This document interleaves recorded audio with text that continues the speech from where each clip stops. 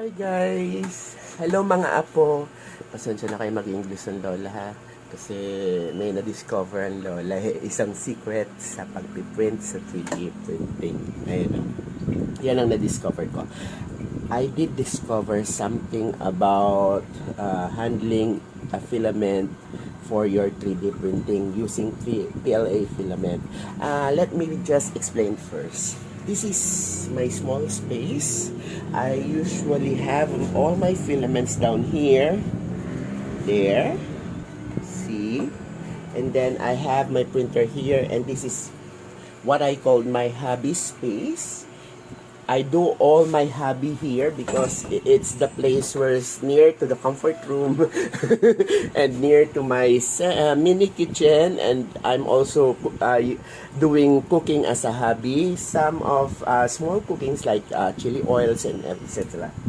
Now, one time when I was doing my laundry, I accidentally spill clean water on one spool of filament, and I thought it was all destroyed and all gone because it was all wet and everything.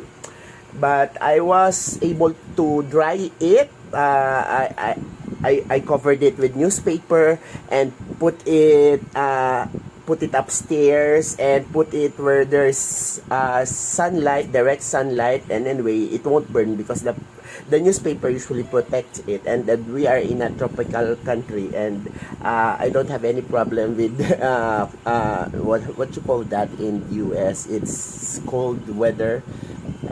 I don't know, but anyway, I did manage to dry it. But after drying it, there's a certain aspect of it change while I am printing. This is the same filament. I've used the same filament with this one. See, I also use the same nozzle. If you just look closely, see, it's very smooth.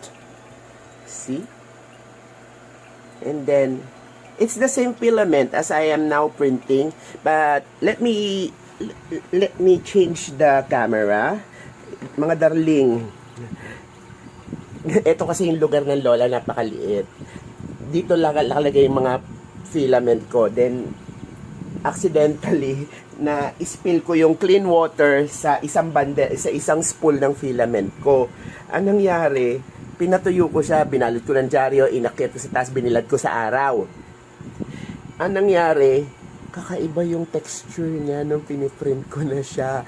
Mamamangha kayo. Sobrang iba. Pero hindi ko alam kung disadvantage, pero ako nagagandahan ako eh. You know, the thing is that when I tried printing something from it, the texture becomes something, I don't know, I find it nice, and maybe some of you won't find it very nice, but I do find it nice because it's some kind of an artsy thing, you know.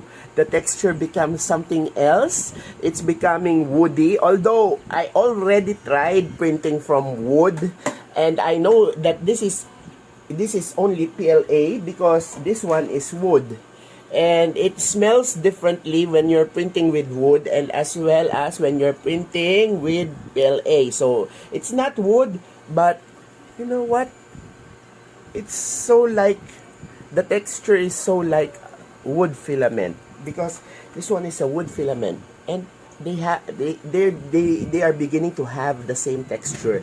Let me just change the camera and then let me explain to you, okay?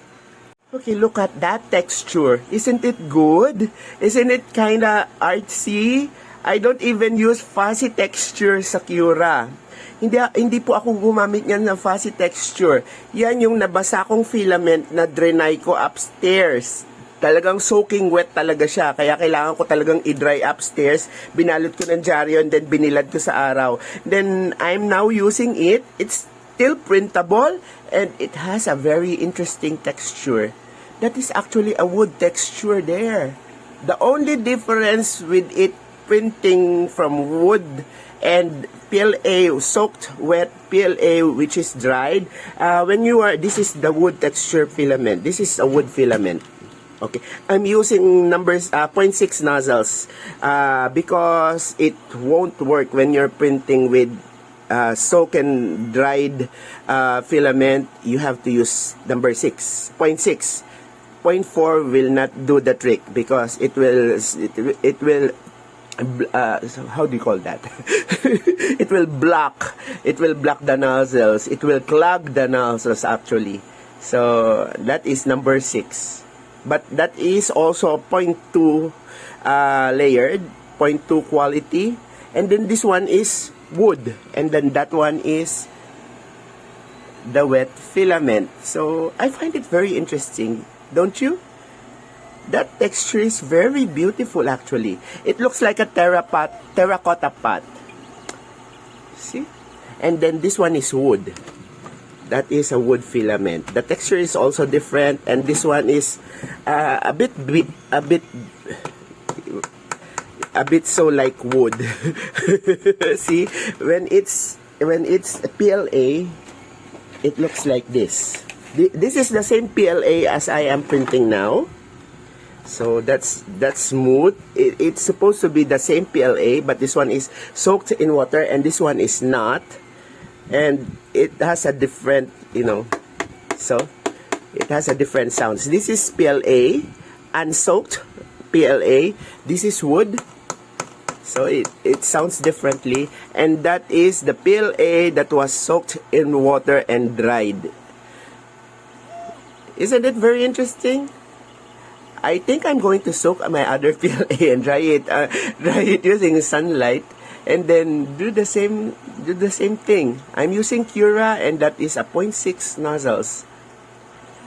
Very interesting. Actually, it turns out to be like wood in texture.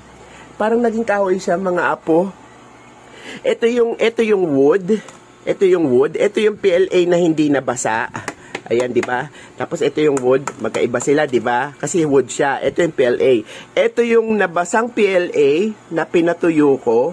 Nagkaroon siya ng ibang texture. Mga darling, 0.6 ang nozzles na gagamitin. Hindi siya magpiprint pag 0.4. Nagkaklag. Nagbabara yung nozzles. Kaya pagdating sa 0.6, ayan na, ang ganda. Di ba? Parang naging artistic pa siya.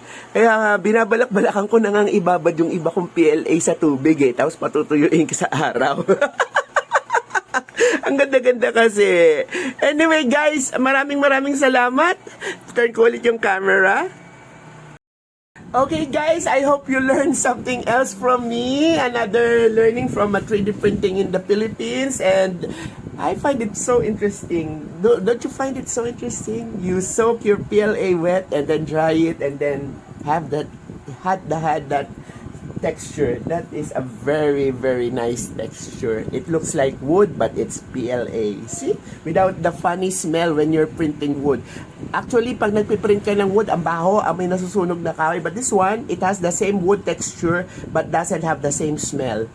Try it to believe it. Siguro maglagay lang kayo ng filament and then little bit of filament. Try soaking it in water and drying it. I don't know how you will dry it, but it will have the same effect. It will have the same texture. But you have to have the same brand as my filament. I'm using Rocket PLA. And that is already not Isan. I'm still using Isan, but for those difficult prints or those sensitive prints, I'm using Isan. But this one is Rocket filament. It's also good. See? This one is printed with the same filament. Wait. I can't focus the light. Okay, that's it. Autofocus. Anyway, I am using my other hands to hold my camera, and hopefully you learn something from me, and it's worth a try. It's worth a try. Okay?